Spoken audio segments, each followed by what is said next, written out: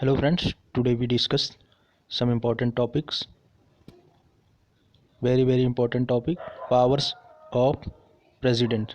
So here we discuss the executive power. All executive action of the union must be taken in the name of president. Article 77. He appoints the following: prime ministers, chief justice and judges of supreme courts and high courts, chairman and members of UPSC, controller and Auditor General, CAG, Attorney General of India, AGI, Chief Election Commissioner, and other members of Election Commission, governors, member of Finance Commission, ambassadors. He directly administrated the Union territories through the Lieutenant Governor, Commissioner, or Administrator. He can appoint commission to investigate into condition of SC/STs and OBCs.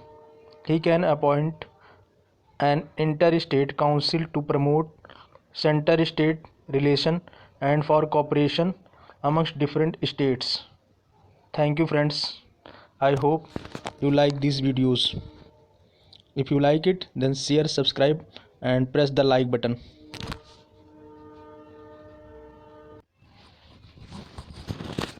Now the second is legislative powers. He can summon and prorogue the session of two houses. He can dissolve Lok Sabha. Mentioned in Article 85, he can address both the houses jointly or separately. He addresses the first session after general election and at the commencement of the first session of each year. He can send messages to both the houses. Nominate 12 members to Raj Sabha and 2 members of Anglo-Indian community in Lok Sabha if they have not received adequate. Certain bills can be introduced in parliament only on the recommendation of president. Presidential assent is essential before a bill become an act. He can enact laws through ordinance when the parliament is in recess. These ordinances must be passed by parliament with the 6 week of reassembly. Lays the report of the CAG, the Finance Commission and others before the Parliament.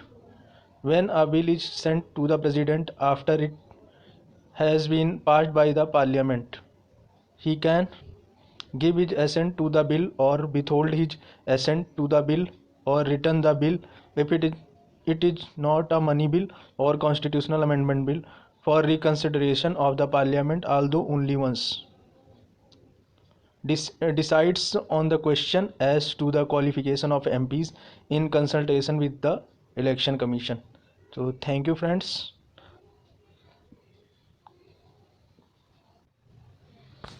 Now we talk about the financial powers. Third is the financial power of president.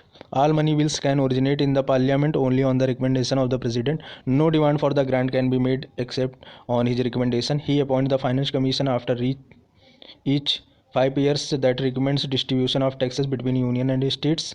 The president shall, in respect of the every financial year, cause to be laid before both the house of the parliament statement of the estimate receipts and the expenditure of the government of India for that year. Next, fourth one is the judicial powers. So the president shall have power to grant pardons, reprieves, respites or remission of punishment, or to suspend, remit or commute the sentence of any person convicted of any offence. The president is the only authority for pardoning a sentence of death mentioned in Article 72. The diplomatic powers. Fifth one is the diplomatic powers. Represent the country in international forum. He sends ambassadors and receives diplomats.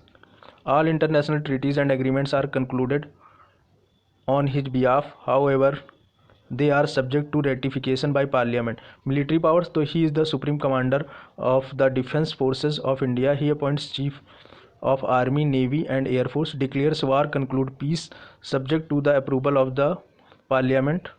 And next, seventh one is the emergency powers.